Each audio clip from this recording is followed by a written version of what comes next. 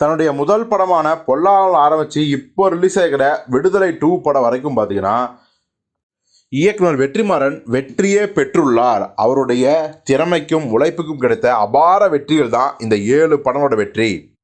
அவர் படங்கள் கமர்ஷியலாகவும் மிகப்பெரிய வெற்றி அடையுது. விமர்சன ரீதியாகவும் அந்த படம் தரமான படமாக அமையுதுன்னு எல்லாருமே கொண்டாடி தான் இருக்கும். அது எந்த மாற்றமும் கிடையாது. ஆனால் வெற்றிமாறன் மேலே சில பல குற்றச்சாட்டுகள் இருக்குது, விமர்சனங்கள் இருக்குது. என்ன அப்படின்னா, அவர் பார்த்தீங்கன்னா லிப்ஸிங்குக்கே முக்கியத்துவம் கொடுக்க மாட்டார்.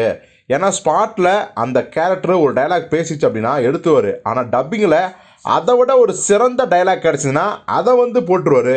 ஸோ இதனாலேயே படம் பார்க்கும்போது ஏகப்பட்ட லிப்ஸிங்கெல்லாம் மிஸ் ஆகிருக்கும் அப்படிங்கிறத நம்ம பல படங்களை பார்த்துட்டோம். வெற்றிமாறன் படங்கள்லேயே அசுரனி ஆகட்டும், விடுதலை முதல் பாகம் ஆகட்டும், இப்போ விடுதலை 2லையும் அந்த மாதிரியான குற்றச்சாட்டுலாம் இருக்குது.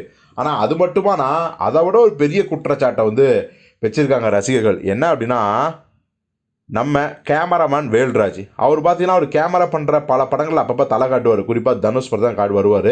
இப்போ இந்த வெற்றிமாறன் படத்துலையும் வந்திருக்காரு. ஏற்கனவே அசுரன்லையும் வந்திருக்காரு. பட் விடுதலையிலையும் நடிச்சிருக்காரு. விடுதலை 2ஆம் பாகம் நடிச்சிருக்காரு. இதில் என்ன பிரச்சனைனா, 2 படங்கள்லையும் ஒரே கேரக்டர் தான் நடிக்கணும். ஆனால் பார்த்துங்க, ஒரு மிகப்பெரிய மிஸ்டேக் ஆகிடுச்சின்னு சொல்கிறாங்க. ஏன்னா முதல் பாகத்தில் நம்ம வேல்ராஜர்கள் ஒரு போலீஸ் ஆஃபீஸராக வருவார், போலீஸாக நடிச்சிருப்பார். ஆனால் அதே வேல்ராஜர்கள் இந்த விடுதலை 2ஆம் பாகத்தில் பார்த்தீங்கன்னா பண்ணையராக வராரு. ஸோ இதை பார்த்த ரசிகர்களாக பயங்கர அதிர்ச்சி அடைஞ்சிட்டாங்க. என்னது இப்படி ஒரு மிஸ்டேக்கை வெற்றிமாறன் பண்ணலாமா அப்படின்னு சொல்லி பயங்கரமாக விமர்சிக்கிறாங்க. சில பேர் சொல்லணும்னா அப்படிலாம் இல்லைங்க, அதாவது எல்லா படங்களும் நிறைய படம் டபுள் ஆகி பார்க்க முடியாமல் வேல்ராஜ் அவர்கள் இதில் இரட்டை வேடம் கூட பண்ணிக்கலாம்.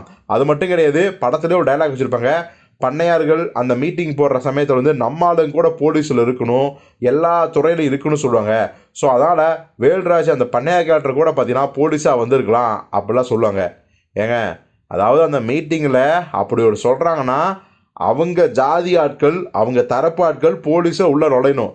அதுக்காக அப்பேற்பட்ட பண்ணையாரே எல்லாத்தையும் விட்டுட்டு போலீஸ் ஆகி நைட்டில் சுற்றுவாரா அப்படிங்கிற கேள்வியையும் எல்லோரும் கேட்குறாங்க. ஆக மொத்தத்தில் வெற்றிமாறன் இப்படி ஒரு தப்பை செய்யலாமா அப்படின்னு சொல்லி ரசிகர்களே அதிர்ச்சியாக இந்த கேள்வியை சோசியல் மீடியா முழுக்க கேட்டுட்ருக்காங்க.